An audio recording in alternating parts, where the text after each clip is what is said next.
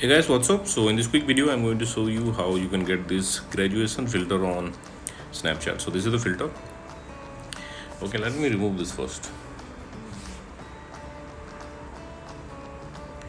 Okay, the effect is gone. To get this effect on Snapchat, what you have to do, go to this website. Link to this website I'll give you in the description box below.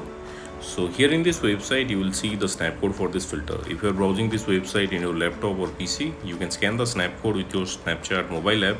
And if you're browsing this website in your mobile, just tap on the snap code and open it with Snapchat.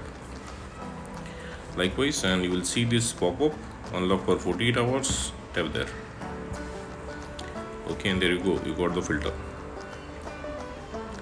So that's it guys, thanks for watching the video, see you in the next video.